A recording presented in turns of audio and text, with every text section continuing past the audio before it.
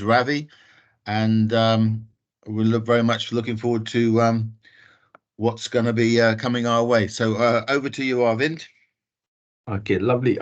Thanks a lot, Nigel, and thanks a lot, everybody, for coming to this talk. And today, me and Ravi, who is kind of, I would say, he's a superstar. Like, I mean, in the next few years, we'll be reading and citing his paper. We started working together on some projects a few years back. And my area is, as you know, like more on sustainability and digitalization. So Ravi's areas is more about like business model, that kind of a strategy area. And Ravi's supervisor, Professor Krishna, he's also a top class researcher. So we started working together on few projects. We published some papers on sustainability business model, and this is the work of which we started on like sustainable business model. And why we started this thing, because earlier we were thinking that, okay, like business model is just for like profit maximization. Typically, like if you look like from old classic concept, they always say like when you have any business models, the main aim is just to maximize profit. That's the thing. But then we when we were discussing, we were doing brainstorming, we thought, okay, like we have to look something from more sustainable point of view. So we will still talk about business models, so something which is more sustainable. So like something which contributes more to our economic, environmental, and social angle as well. So that should be like the base for any business model. That was the idea behind this project. And we're looking like, I mean, India, like as we all know, is like it's a developing country, but it's developing at a very fast pace. And we realized that there were a lot of startups were coming up, and we are thinking, okay, like we have to look from startup point of view, how much they are concerned about this sustainability, sustainable business model innovation. So that was the idea behind this whole research work. And so this is something like we are gonna talk about this one. And Ravi, like, I mean, he's based in India.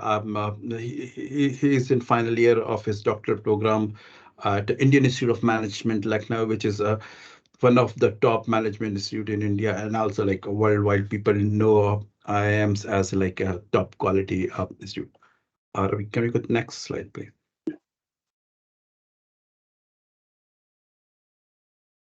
Yeah, so today we will talk about like these few things. So we will talk about like broad research spectrum, which I gave you some idea, but like we will have like another slide where we will talk about from blocks point of view. So you will get a visual idea. And then we will talk about like from literature point of view as well. So where was the gap when we are talking about like sustainable business model innovation and typical business model innovations. Then we'll move on to methodology. We'll talk, Ravi will discuss about methodology. Uh, what we did for this one, we took like single case study, which is a bit like when people people read that, okay, single case study, they always say, oh, how it's possible, like how you can generalize all those kind of things, and that's a fair uh, criticism as well. But like we thought, okay, like we will do a proper rigor, and we'll see how it goes. So we did like single case study research for this work, and then we'll have some findings, some implications. We'll go through them as well. Ravi, next one, please. So this is like a broad where we say like this is where we chip our this research work. So broad research stream is sustainable entrepreneurship, and we're talking about, because like my area is more like sustainability. Ravi and Professor Bellotti is more into strategy and entrepreneurship. We thought, okay, let's club those areas together, and there you can see like sustainable entrepreneurship, sustainable startups, which was our main target. We said, okay, like we'll target, and then circular startups as well. And we said, okay, like, to whom we are going to target, founders, entrepreneurs. Those were the main targets for this work. And that's the kind of the base of this research. And now Ravi will go through about all the like data collection, why this research work, literature gap, and everything. And yeah, so over to you, Ravi. I will just mute myself and switch off my camera, but I'm very much here. So yeah. Ravi, over to you. Thank you, Professor Arvind. First of all, a very good afternoon to all the participants of this online talk. First of all, I would like to express my gratitude to the Performance with Purpose Research Center from the Metropolitan University for giving us the opportunity to share, discuss, and present our work with the scholarly community of LMU and other scholars as well. Uh, Professor Arvind has already introduced me and my work and the broad spectrum of the work that we all together work. So before starting, I would just want to highlight that the name of this research center, Performance with Purpose, I like this name very much because it is aligned with what I think as a researcher. So whenever I think as a researcher that what should be my objective, then I think in terms of research with purpose. So our research should be having a purpose, the broad purpose that I and my collaborators have adopted is the purpose of sustainability. We place it in the field of entrepreneurship and strategy. So this is the research with purpose motto of our team. I will start with first this rationale for research topic, why we have chosen this sustainable business model innovation. So as we all agree that the modern society has made numerous economic and technological advancements, but despite this advancement, our society continues to face grand social and ecological challenges. And these challenges are not limited to one border or border of one country. Rather, these challenges transcends these national borders, and it includes this challenge includes the problem, the issue of climate change, inequality, migration, and poverty. Addressing these grand challenges require a collective contribution from all stakeholders. These stakeholders include individuals like us, corporations, governments. So here we are focusing on one of the major stakeholders, that is the corporations. Again, in the corporation, we have established corporations and the new startups, innovative startups who comes up with innovative ideas. In terms of sustainability, the established corporations are also doing their bit, but uh, it is the new startups who are coming with really, really innovative business ideas and innovative business models. These business models, they try to pursue ecological and social goals along with the economic goals. So that is the main crux or the main three value propositions lie at the center. So the sustainable business models that these startups pursue incorporate creation of economic, environmental, and social value, as compared to the traditional profit maximization objectives that have been pursued till now or till date. So our main phenomena of interest is this sustainable business model innovation.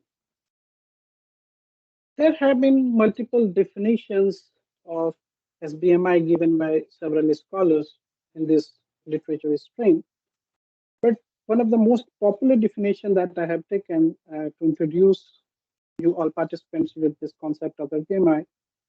So this definition is given by Bokken and colleagues in 2014. They define this SBMI as innovations that significantly benefit or significantly reduce harmful impacts on society and environment by incorporating changes in value proposition, value creation, delivery by focal organization along with their value network.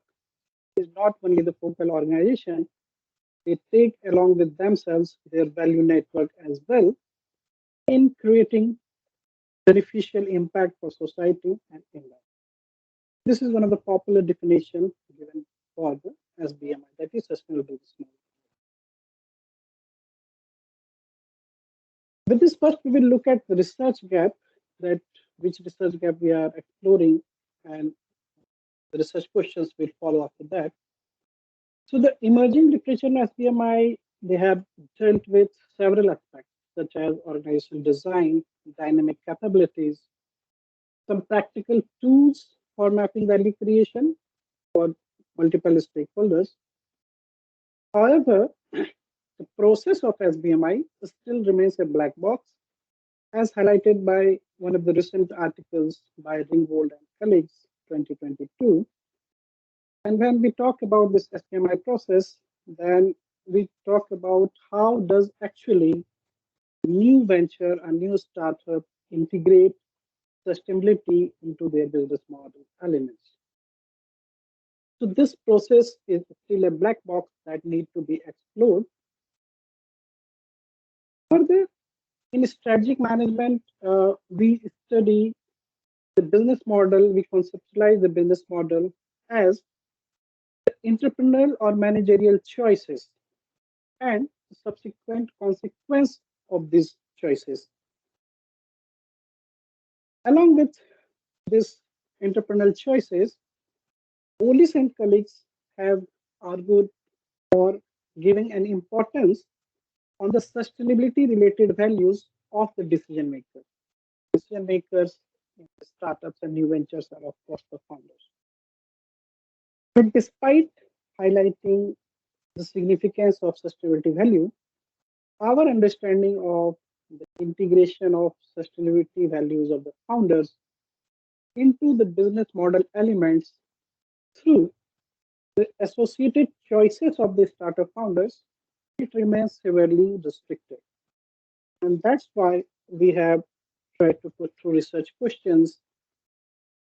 First, how do startup founders imprint sustainability into their business model through their strategic choices of BM elements? And it is also true at the same time that the sustainability value that the founders impart to their business model, that does not come in a single day to the entrepreneur or to the founder. So there must be some sources of imprint from where the sustainability values are coming to. And for that, we need to look at what are those sources of imprint which are shaping entrepreneurs' strategic choices of SBMM. So these are the two research questions that we are going to explore through this research.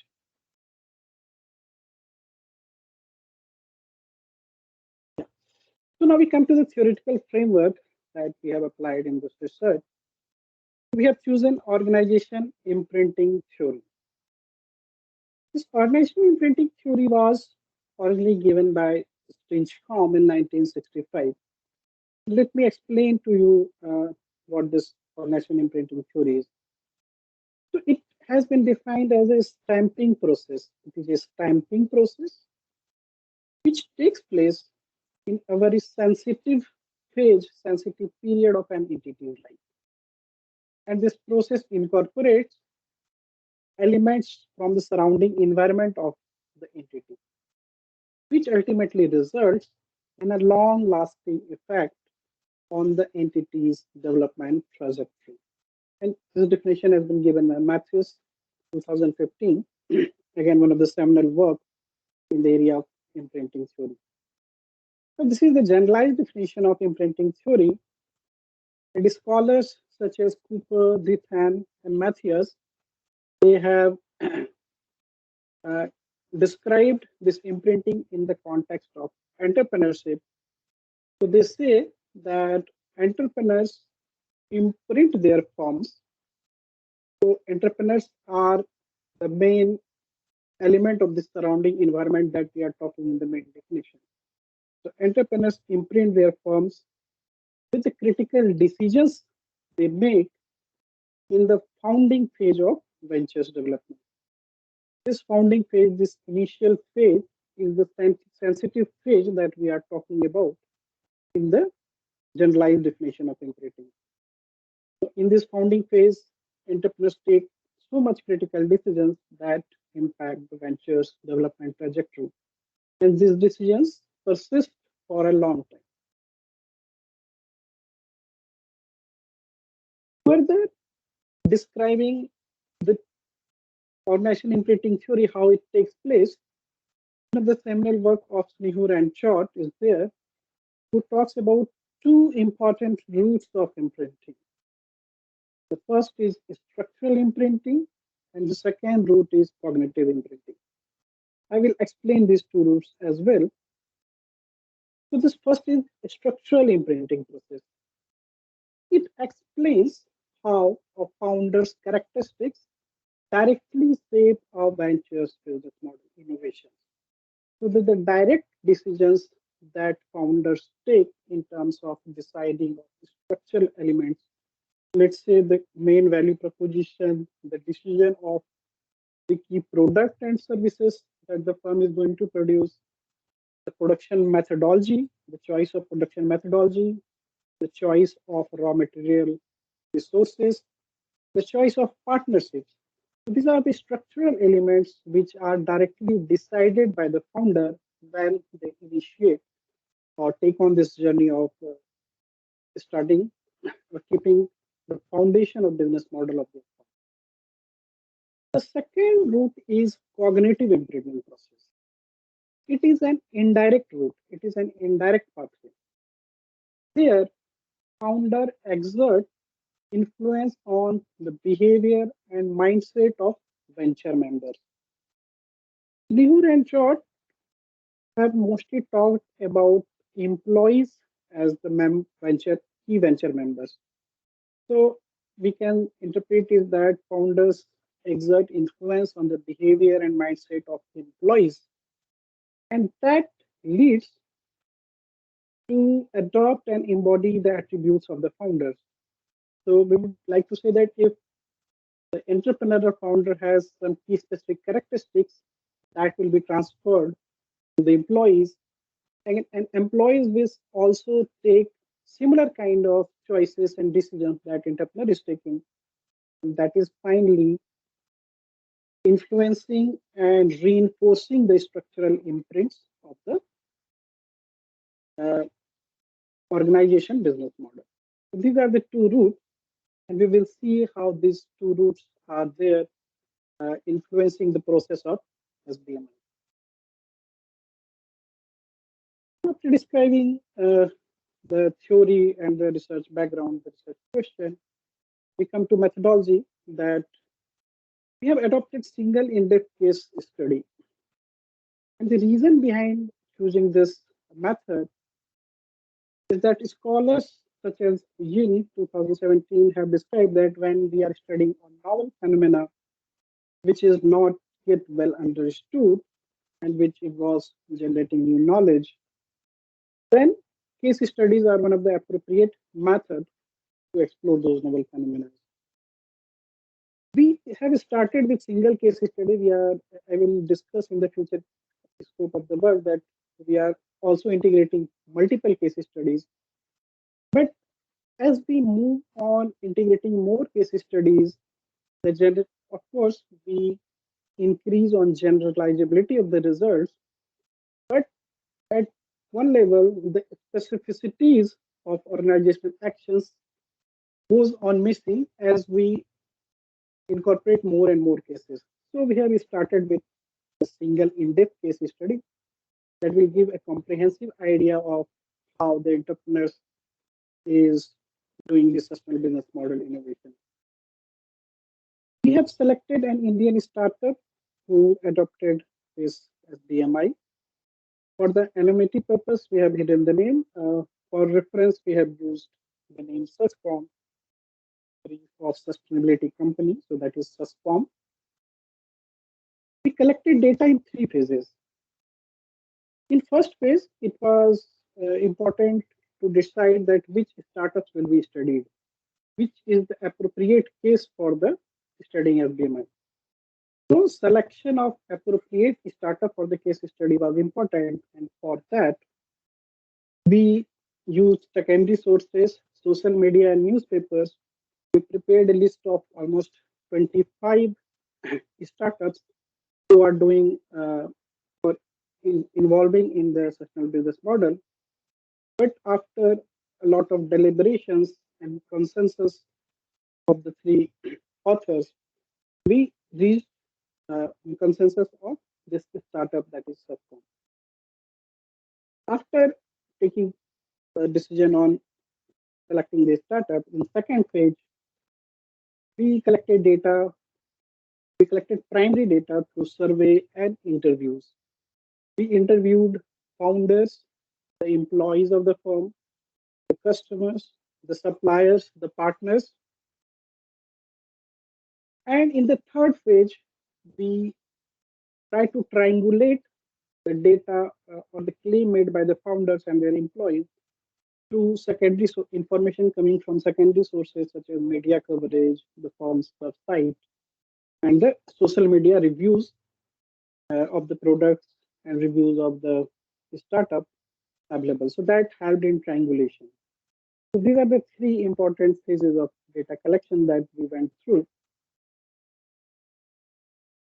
This is a snapshot of the interviews that we took. So there were two co-founders, and there were three employees. We took interview of suppliers, two knowledge partners, two corporate clients, and two retail customers. Describing the duration of the interview. So in total, we took 13 interviews for this case study or this research. Coming to data analysis, we interspersed the empirical data collection with internal deliberation and comparison of findings with the existing literature of SPMI as well as the literature of imprinting, organizational imprinting theory.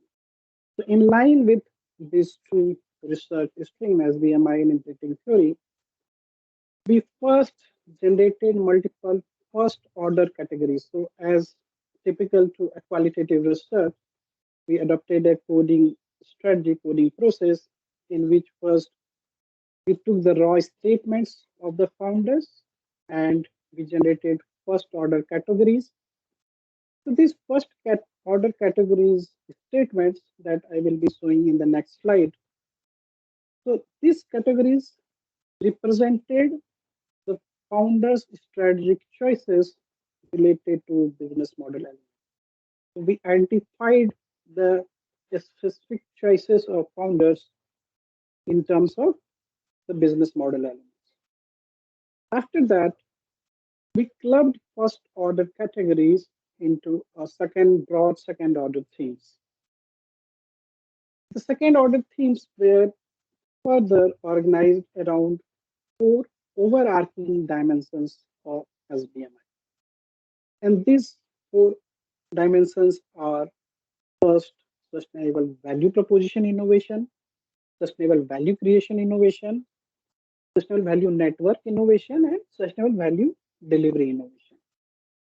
I will be describing in detail all these four dimensions. And finally, these four dimensions formed the aggregate dimension of SBMI. So before again I go into the coding strategy, let me describe briefly about some other characteristics of this startup, Suscom. So this startup was founded in 2018. So they have almost completed now 6 years of operations approx.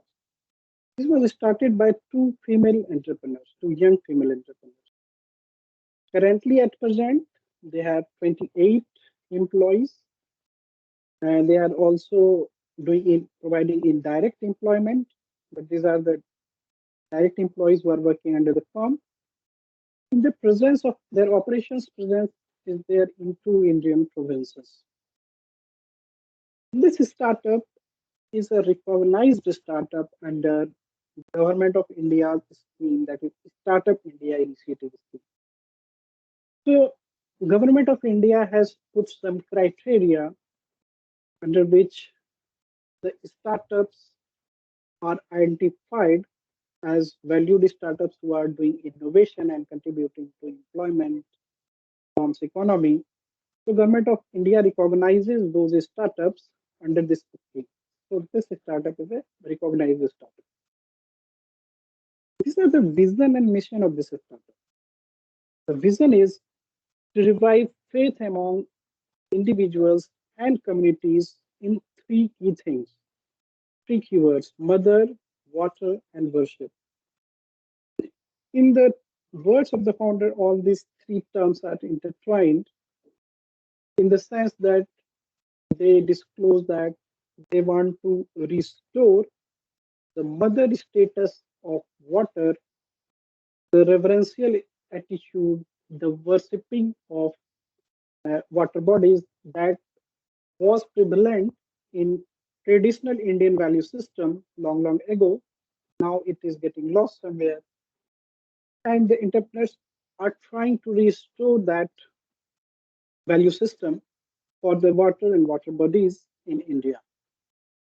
Their mission is to change how people think about water. They say that we want to create sustainable livelihood opportunities and handcraft household essentials which are good for the user and water. In vision only, we can see the elements of sustainability reflecting the social value in terms of livelihood generation, the environmental value in doing good for the water and water bodies, taking care of the user's health. So this is the vision and mission around which this startup works. Now I will direct now I will directly go in describing the coding strategy, and this is the main crux of how the founders have built it or integrated sustainability into their business model. So there are three columns. The first column represents the first order categories, which reflect the strategic choices of founders. Then the second column is the second order broad themes, which are generated after clubbing the first order categories. The third column is the overarching four dimensions of SB. We will see it one by one to get it more detailed. So first, the key value proposition, the main product of this startup is plant-based, natural, skin-friendly hair care, oral care, body care products, and home care products. So all these products are purely plant-based. There is no use of chemicals. So this is very beneficial in the words of the entrepreneur founders for the health of the consumer or user who are using, because they do not contain any chemicals.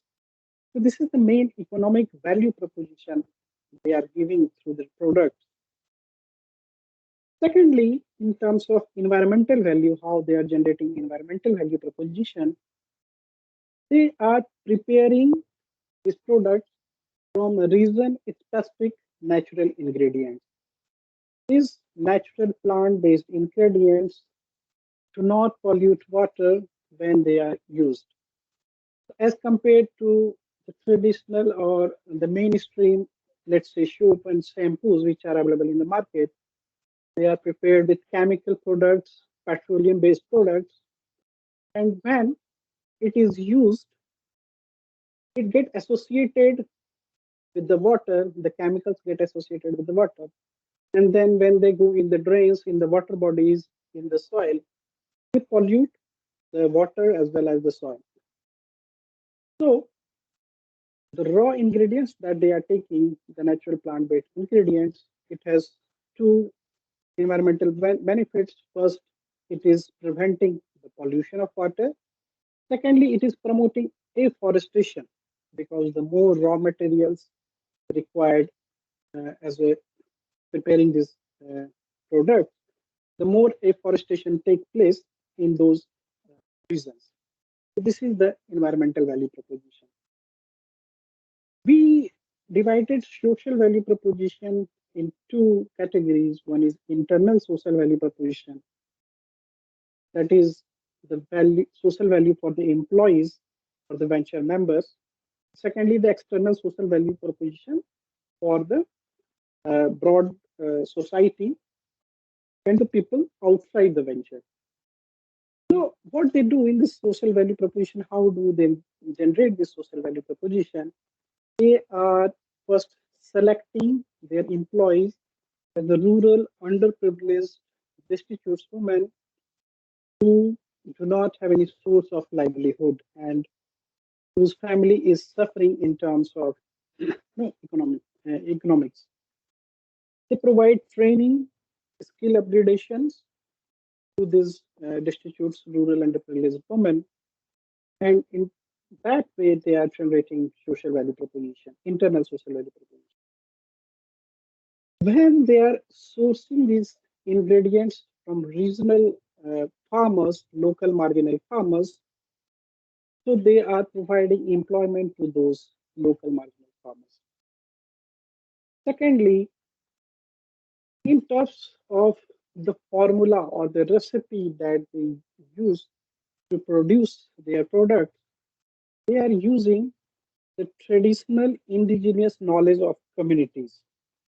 So, by utilizing those knowledge, they are also preserving those traditional indigenous knowledge of several communities in India, and there are different communities in different parts of the India. And in the old days, since India is a very old civilization, every communities have their own way of using raw materials or natural products for their self-care, for their home care, which was now getting lost after coming of this scientific new model products. But utilizing those traditional recipes is preserving those traditional knowledge, and in that sense, they are generating external social value. So after clubbing these second order themes, economic value proposition, environmental, internal and external social value proposition, they form the overarching dimension of sustainable value proposition. Now we come to the second leg, how they are doing sustainable decentralized procurement. So they have several production centers which are regionally located. So there is no centralized production.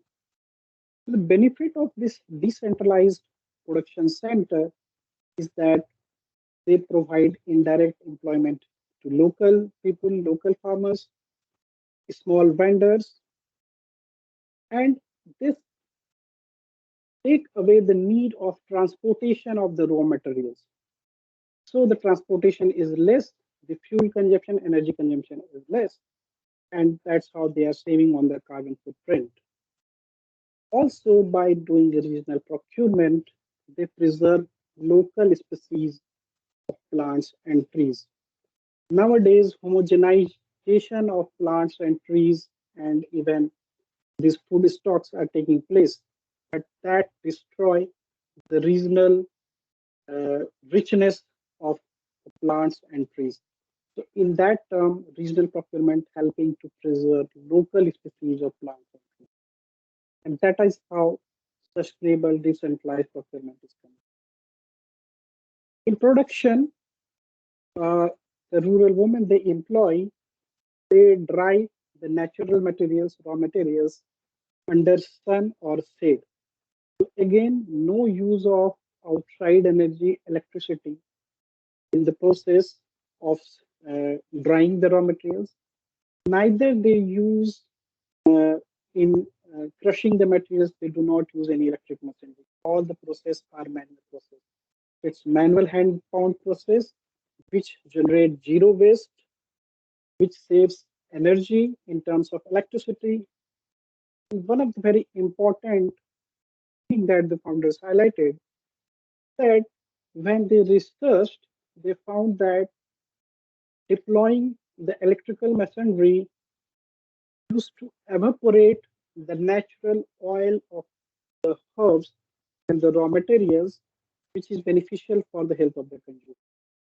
So by that way, the selection of this manual process, manual hand process, it retained the natural ingredient, natural oil, which is beneficial for the health of the user. So this way, sustainable decentralized production is taking place. They are doing sustainable packaging. They are using glass bottles, steel containers, paper bags, and cloth pouches. All these are either biodegradable material or they can be used again and again.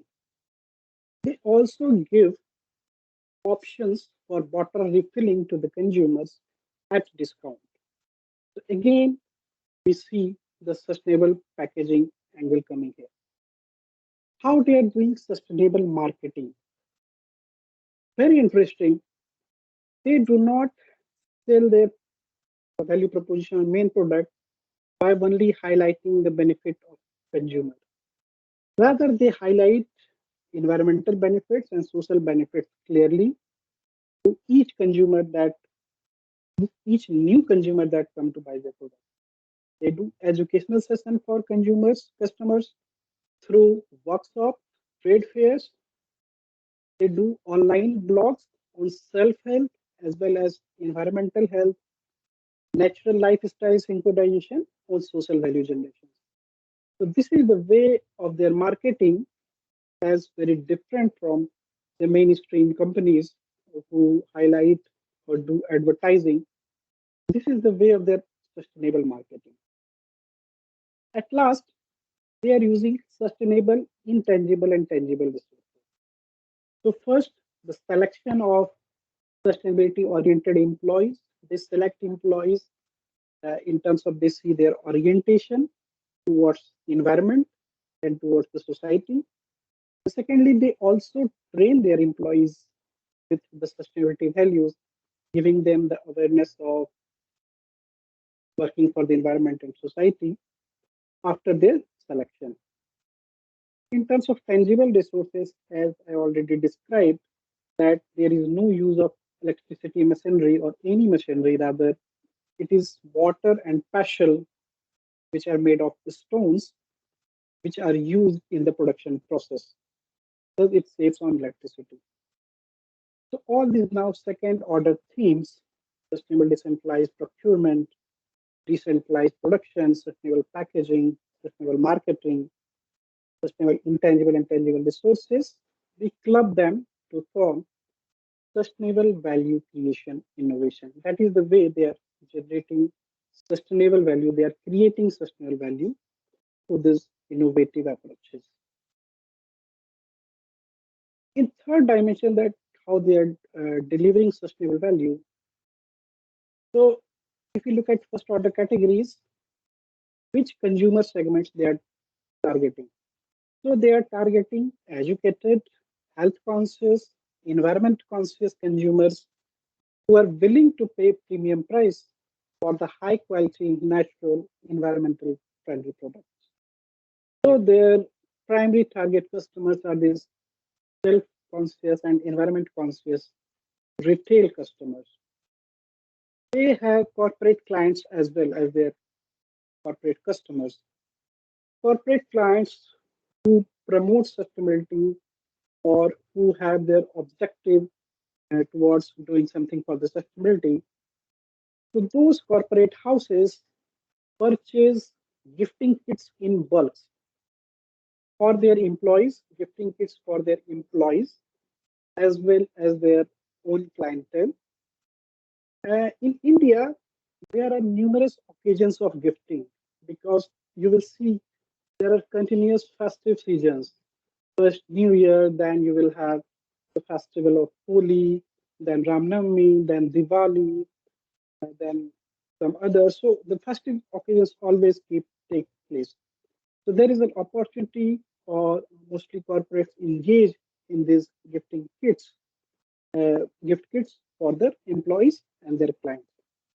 So that also gives an opportunity for this startup to make institutional customers as their clients promoting sustainability.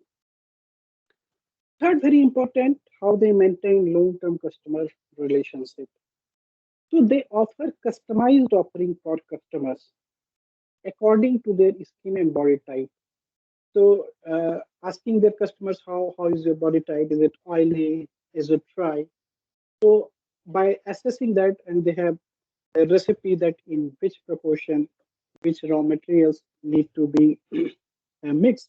So they do it in on spot, and they do customized offering for their customers. Secondly, they constantly take feedback from customers that whatever the new formulation that they have given to their customers, is it working well or not? Is it performing to the satisfaction or not? Then they maintain very transparent process. They maintain transparency through sharing the ingredient recipe with the customer. They clearly communicate to their customers that if you are not in this region or you are out of our products and you are in some other parts of India, then you can clearly prepare your own products by mixing these herbs, these raw materials, and following this process. So by that way, they maintain this transparency. So it is very sustainable, long-term customer relationship through product transparency, customization of the product, and constant communication. How they are integrating sustainability into their distribution channel. They are reaching to bulk consumers. First, as I told, they have the corporate clients and they take order in bulks. They do their shelling in events, exhibitions, and trade fairs. How it helps in generating sustainability.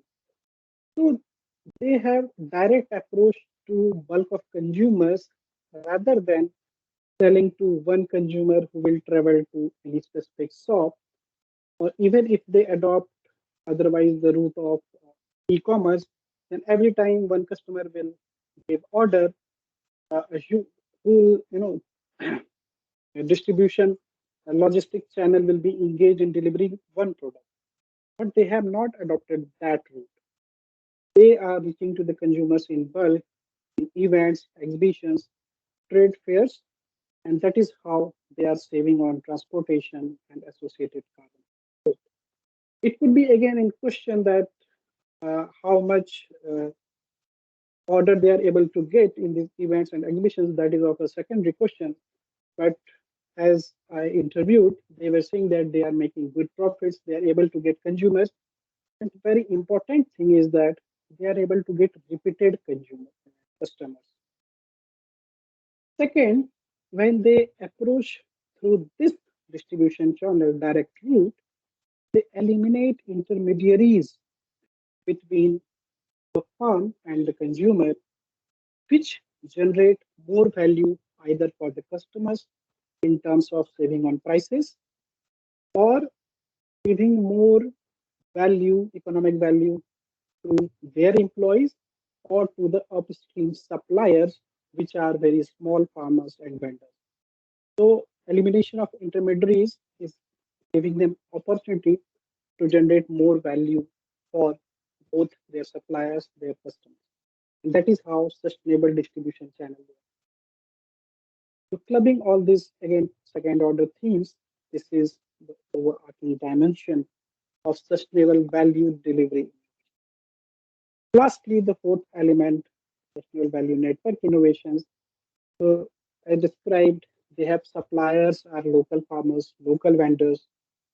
So by doing partnership with regional supplier. Second important is the knowledge partner.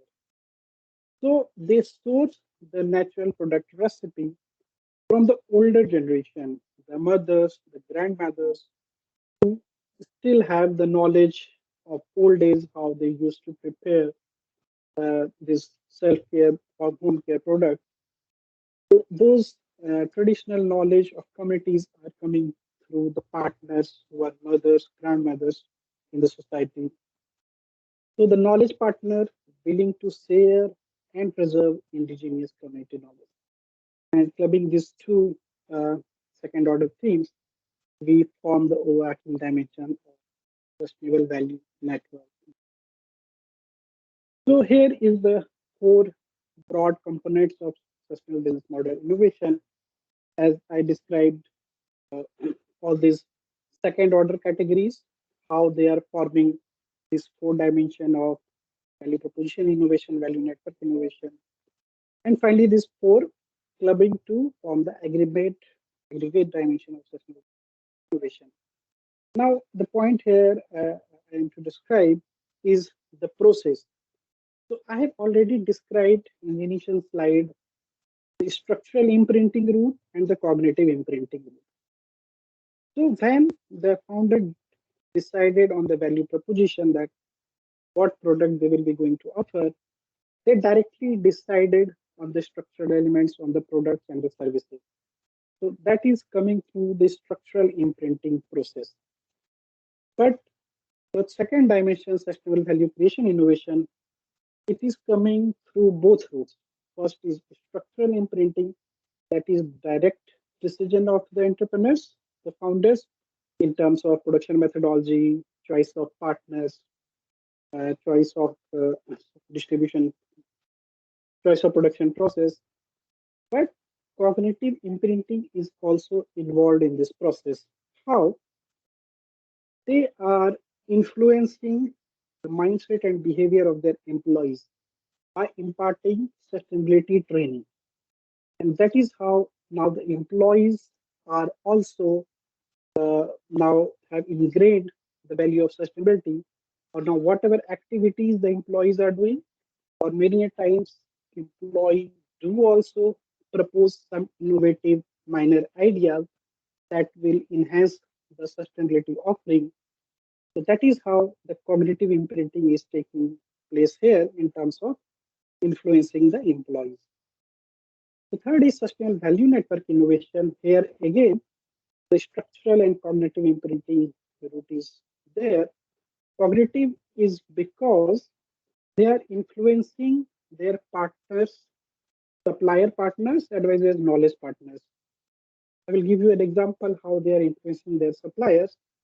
So the farmers who are their main suppliers, they were initially doing farming using the chemical, pesticides and chemical fertilizers. But when the founders influenced them to search for alternatives, so they shifted or they are shifting to organic farming. So that is how sustainability is also getting ingrained in the supply chain partner, the farmers. And that is how cognitive imprinting is taking place. And again, influencing of knowledge partner is also there. Lastly, how structural cognitive imprinting there in value delivery innovation, they are influencing the customers as well. As I described that in their marketing process, it is not directly that they are selling their product, they are doing educational workshop sessions. So that first step or influence the minds of the consumers that how their purchase decision will help generate environmental value as well as social value. They tell the stories that how your 1% decision will save how many carbon footprints, how many sustainable livelihoods you are supporting by making one purchase decision. So by that way, they are cognitively influencing the customers as well, and they are how they are creating sustainable value delivery. These are the four broad overarching dimensions, and we see the role of both structural and cognitive imprinting taking place. These are the representative quotes of the founders. Again, these are the representative quote of the founders. I will read out and describe few of these quotes when I go to the next slide. So this is the broad sustainable business model imprinting framework which we have developed, purpose have developed. So as you can see here, again now I will connect it with the initial definition of imprinting. So first I will discuss the lower part and then the upper part. In the lower part, in the orange color, you can see the box where first we are describing how founder entrepreneur is imprinting the business model. So the susceptible period for the startup is its founding period, initial period. The source of imprint is the founder itself. What imprints they are transferring to the business model is the sustainability element, which is reflecting in their strategic choices, which we discussed in the first order categories.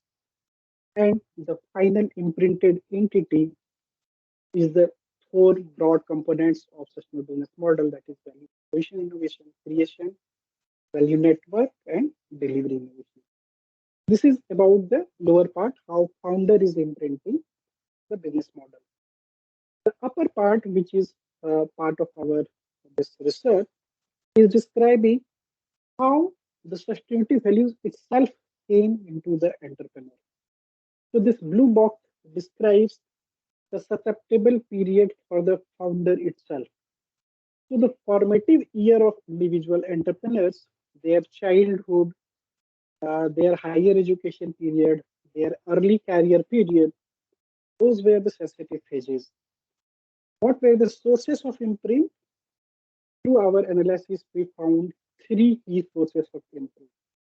First is family values. Second is exposure to sustainability in their higher education period.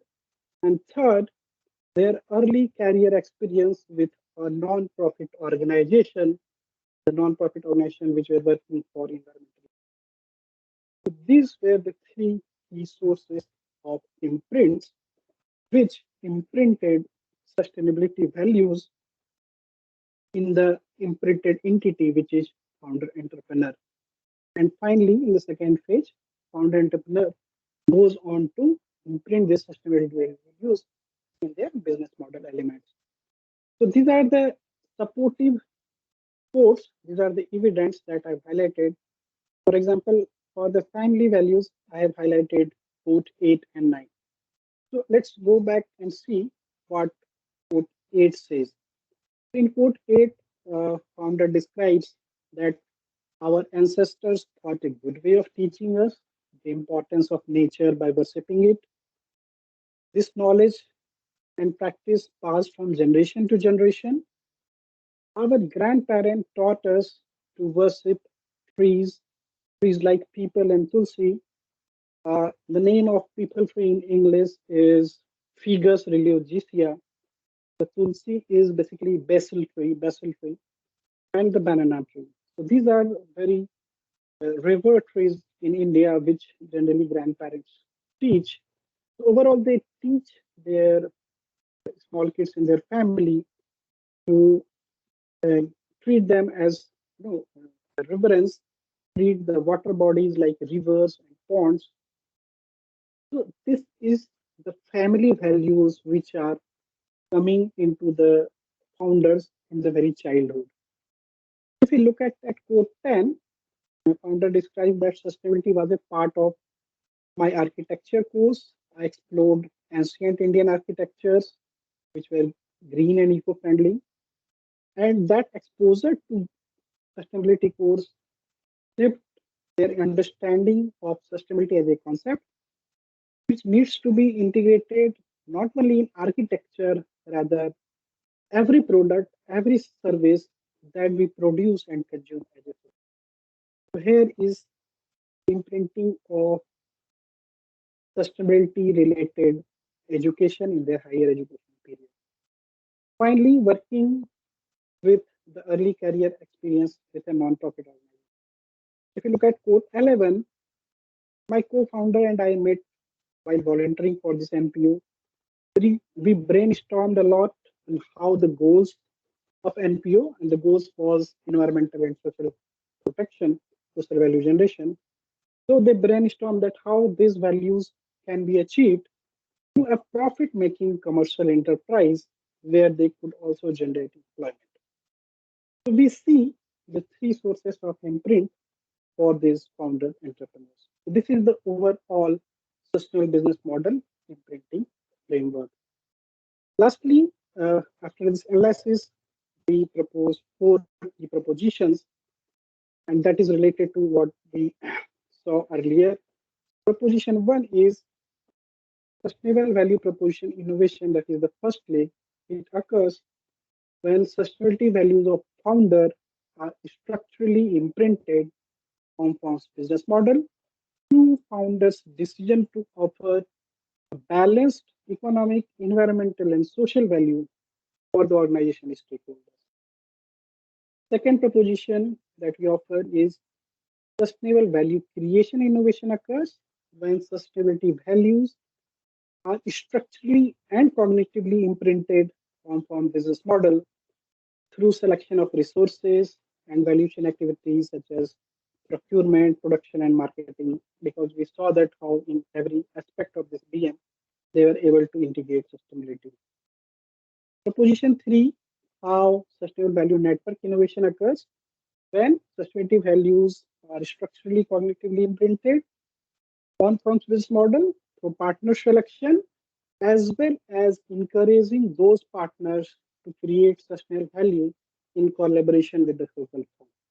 And final fourth proposition, that value delivery innovation, sustainable value delivery innovation occurs when sustainability values of a founder are again structurally cognitively imprinted on the business model through founders' selection of customer segments, their customer relationship management practices, and the distribution solo. So these are the four propositions we use.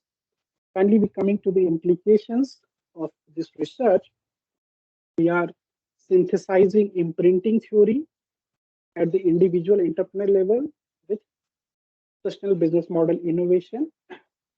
We highlight three critical sources of the imprint, which have enduring effect on founders' choices of FPMI.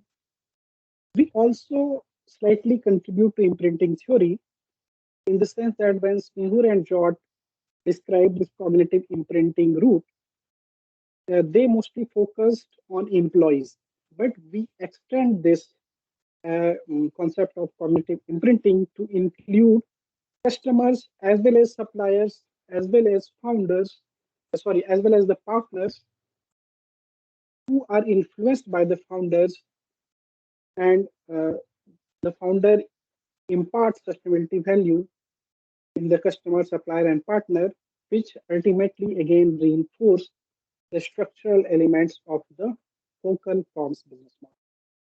Finally, in terms of practical implication, our study can help improve practice on the design and execution of SBMI, that how minutely at every aspect of BM choices the founder must act, and the important role of the founder's strategic choices related to business model.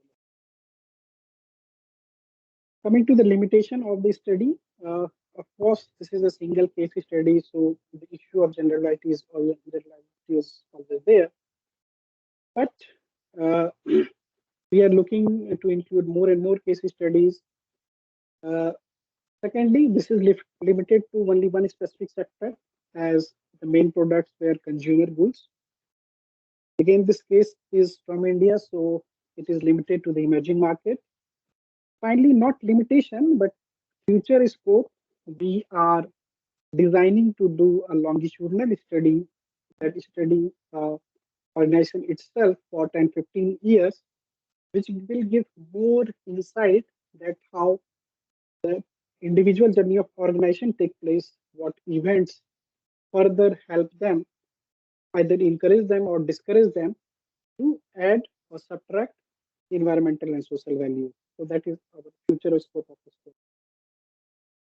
So finally discussing the work in progress, this is a single case study we have started with, but we have multiple case studies in line.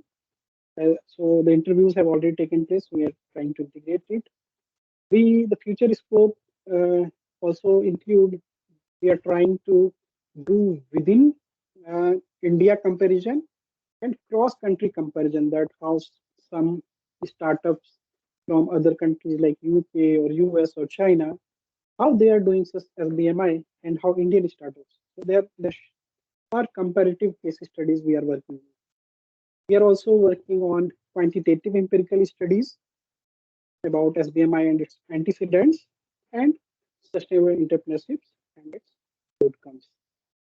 Regarding the dissemination of research, I presented a part of this study in Indian Academy of Management, took place in Goa in January itself.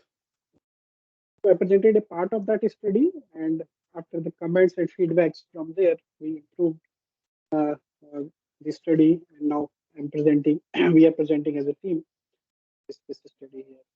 So this was all about uh, topic. Any questions, feedback, and suggestions? It's very welcome.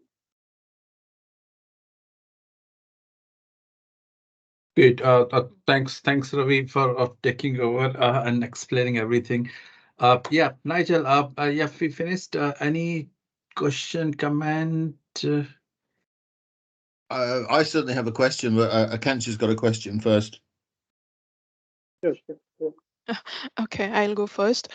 So thank you for the presentation, Ravi. And no doubts the finding were really interesting with all the suggested frameworks that you gave and all the propositions. My question is with regards to the methodology, specifically the data collection.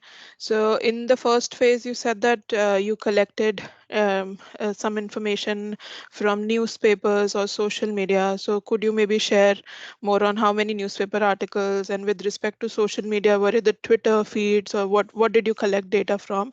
And also in the third phase that you suggested that triangulation was done through social media. So could you share more on that? How was that done? Sure, sure, sure. So in first page, the first important question is that which startup to study. So we started with Traction database. Traction is a database which contain information on the startups. They also contain information of uh, which are sustainable startups, which are circular startups. So by analyzing and sorting out some startups from India from that database only, we zeroed down on 25 startups. Then we started on looking at all these 25 startups one by one, how what their business models is there. So of course, in the initial phase, we went on to the website of all those 25 startups and tried to see how they are doing environmental and social value integration in their business models. So we were finding some startups were more on environmental side, some were more on social side, relation on other aspects.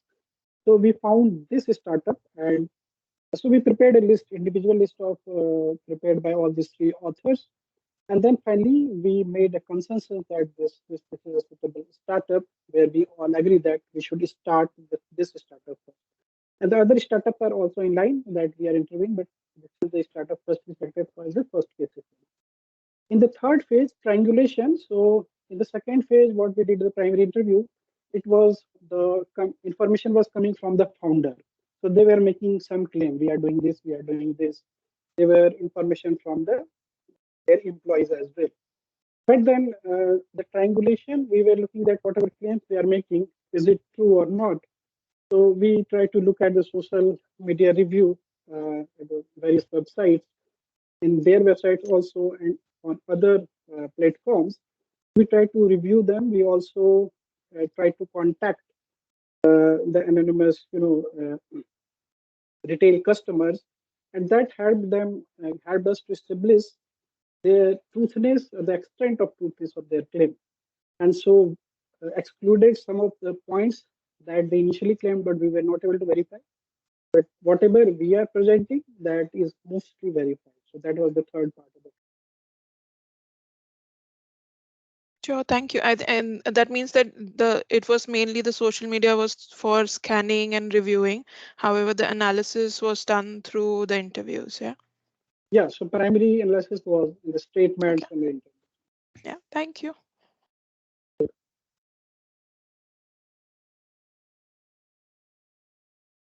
So if anybody else hasn't got any questions, thank you for the presentation. Hello, can I?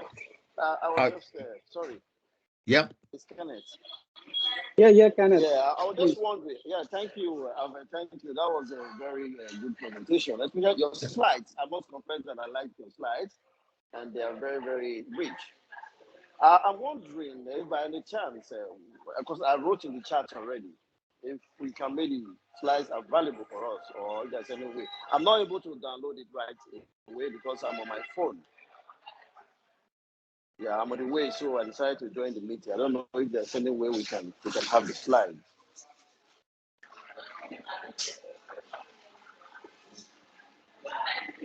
Yes, Nigel. What's the policy like?